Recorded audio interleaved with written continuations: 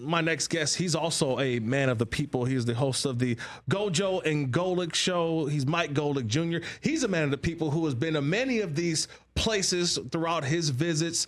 And Golic Jr., look, you already know what it is, Gojo. Like, when it comes to like these big matchups and games, everybody wants to have the fabric of the city. But when it comes to Los Angeles, haven't you seen like the pier? Like, you know about the pier, you know about the Hollywood sign. Can we do something different? Well, that was what I was going to ask you guys. So I live out in Los Angeles, but I've only been here 2.5 years. And so I'm curious from like the more native Angelinos in here, if you could pick and say, hey, we've got the footage for you, TV executives, this is what you should show. What would you guys rather they show?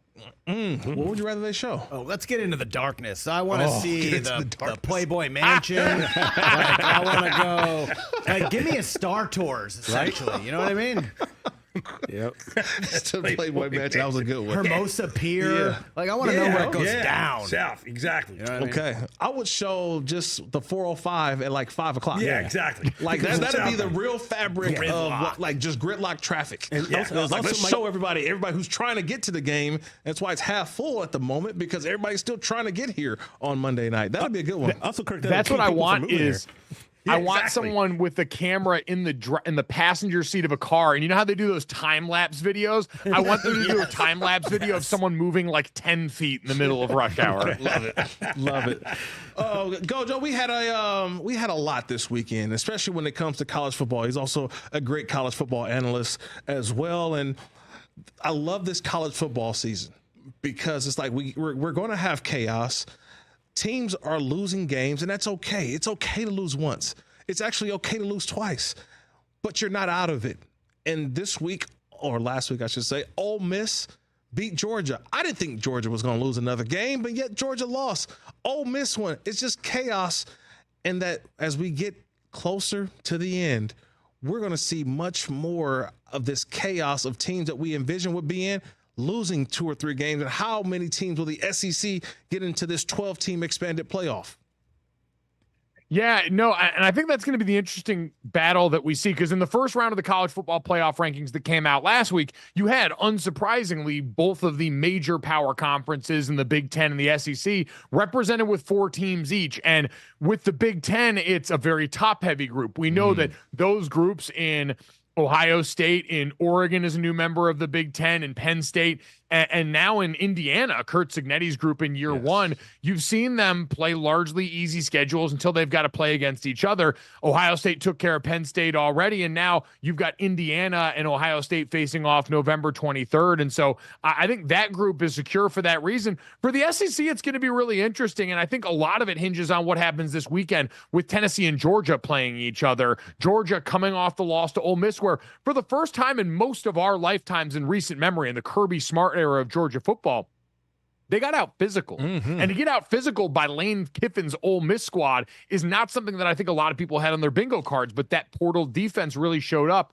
And so now Tennessee and Georgia, I think similar football teams, both led by their defense, and both have had flawed performances from talented quarterbacks. Nico Iamaleava is now nursing an injury coming off this last game and going into this, but has looked a little bit more like the Joe Milton version of the Tennessee offense than maybe the Hendon Hooker version that lit it up for Josh Heupel years ago. And Carson Beck in Georgia can't protect the quarterback, and the quarterback's having trouble with turnovers. So I think coming off that game, it's going to sort out just how many teams, whether it's, 2 or 3 up the top, or if they're able to sneak a 4th in because a team like Ole Miss now all of a sudden puts it together down the home stretch. But there's a team that you just mentioned, Indiana, Mike, and I would say this.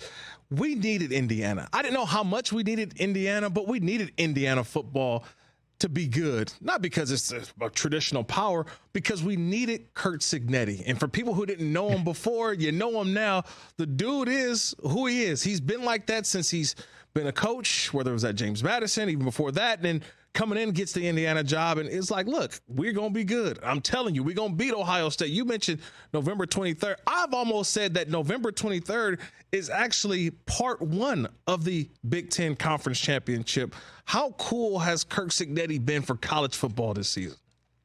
It's been great, and everything you mentioned about Curt Cignetti is also going to be great for his bank account coming off this season, because I'm sure, I don't know if he's a Sexton guy or not. I assume it pretty much everyone of value in college football is, but man, they're going to be able to kick their feet up Ben Affleck style from Good Will Hunting and just shout retainer at the Indiana brass, because this is going to be the guy everyone's coming after, because to be able to microwave success at a place, like you said, that's not a traditional power football conference, power in Indiana, 10 wins for the first time in program history, in a day and age where the portal has made immediate results from roster construction a little bit more difficult than maybe people anticipated. It's been nothing short of remarkable what him, Curtis Rourke, and that offense have done defensively. A lot of those guys that came with Curt Cignetti from James Madison making an immediate impact in this conference. And the game against Michigan this last weekend, listen, it wasn't pretty. And for a team that's been used to 30-plus point margins of victories inside the Big Ten, it was a good reminder, hey, you're getting ready to take a step up in weight class when it comes to the physicality along the lines of scrimmage when you face Ohio State, who's going to have plenty more to offer you offensively than we know this year's Michigan squad does.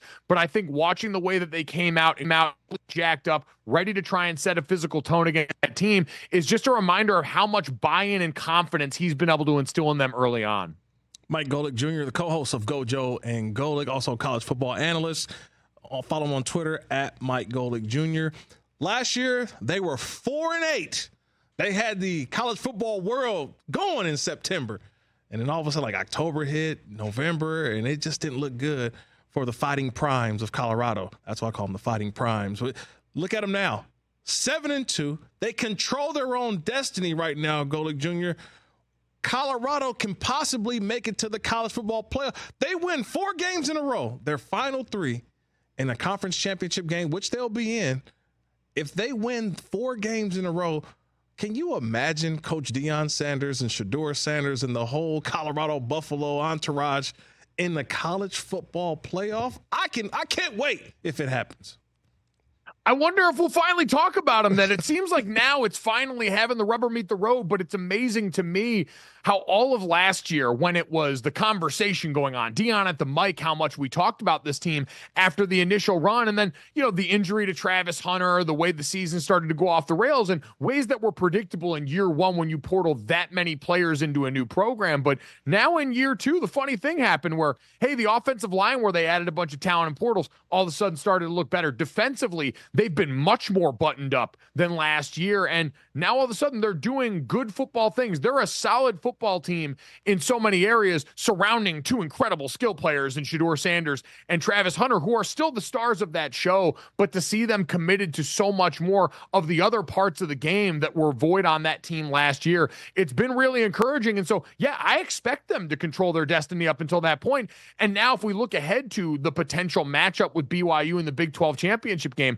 Colorado becomes an interesting foil because the one thing that worries me about BYU is high-end athleticism. They're an incredibly well-coached team. Kalani Sitake's done a great job with that group. They've got a great quarterback, and they've gone out and controlled the lines of scrimmage in a lot of these games, but I don't see a lot of high-end juice athletically, and I wonder if they run up against a team like Colorado, who's got it all over the field, if all of a sudden they could be a team in the right place at the right time, playing their best football at the end of year 2 of Deion Sanders to potentially make that kind of noise.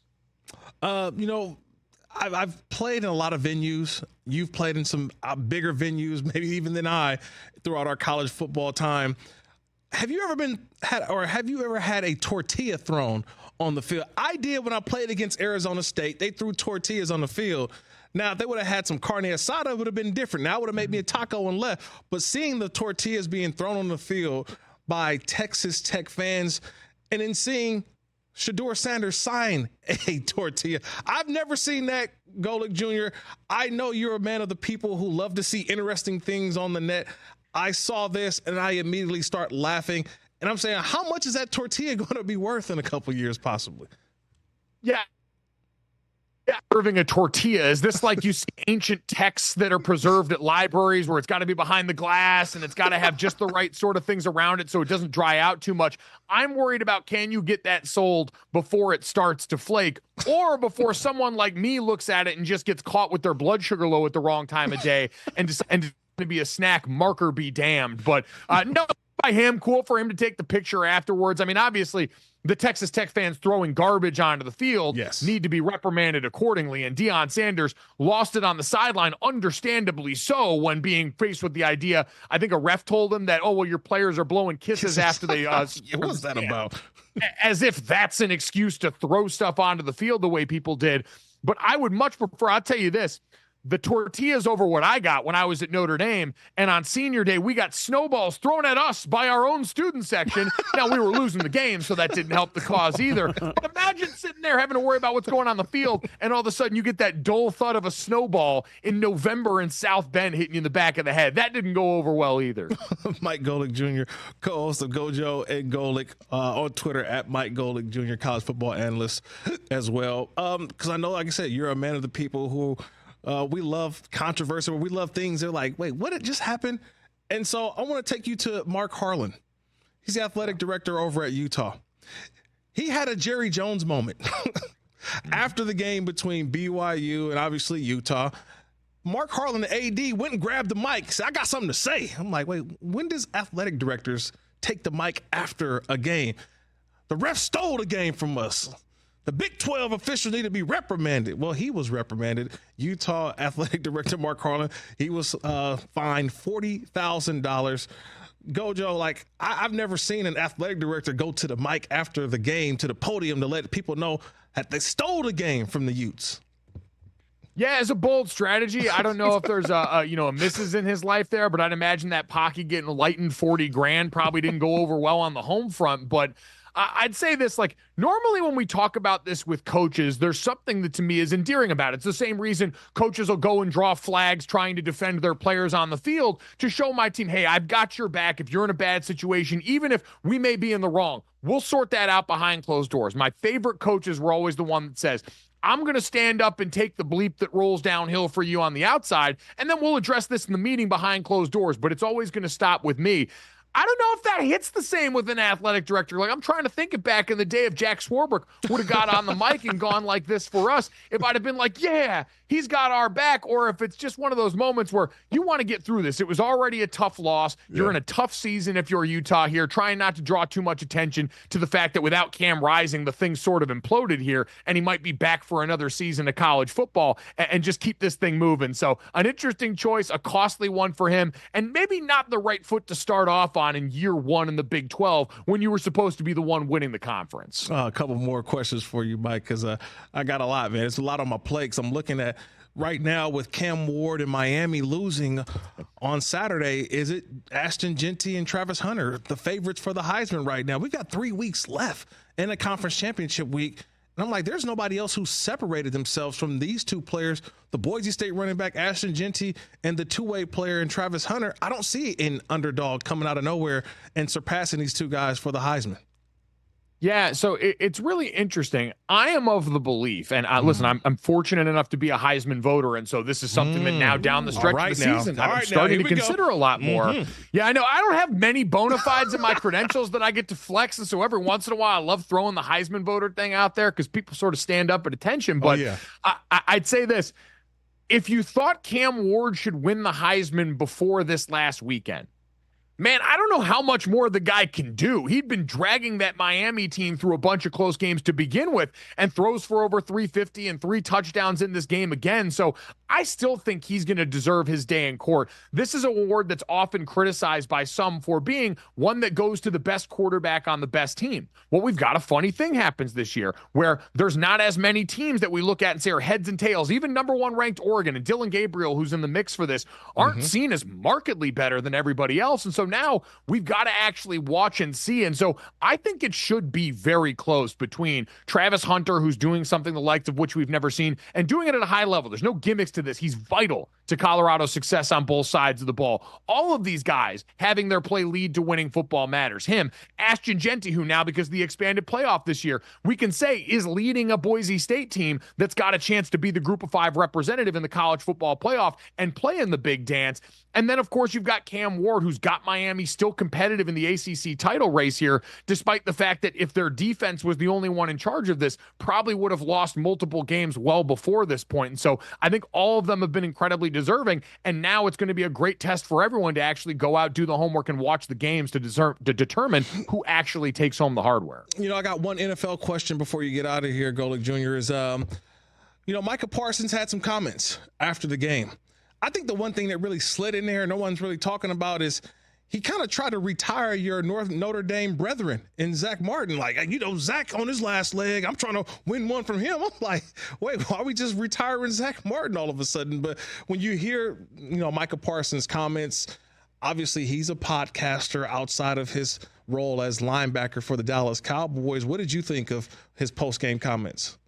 Yeah, I think right now everything's going to feel a lot more severe given where the Cowboys are at this point. Like, you saw the way Jerry Jones reacted to even the discussion about the sunlight coming through the end zone there and CeeDee Lamb bringing that up on the touchdown pass. Jerry Jones is going, well, why don't we just build a whole new stadium and burn this one down?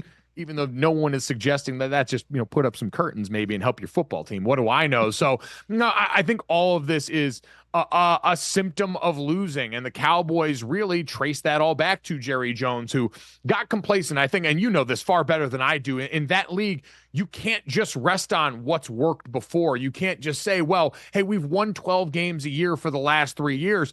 If we keep this roster exactly the same, things are going to work out just fine. There's nothing static about this league. And so Micah Parsons dealing with injury for the first time in his career, frustrated now and using this as an outlet. Jerry Jones obviously watching this grand plan after finally getting lost in the stalemate and having to re-sign his quarterback for $1 bajillion in a way that he seemed hesitant to, is sitting here and looking at a football team that's underperforming. Mike McCarthy's sitting there on a lame duck year in the midst of all this. It's all bad. And so I'm not surprised now that the circus mentality, which is something that Jerry Jones strives to create around that organization, is the thing taking over now that the football just can no longer back up any of their bold claims.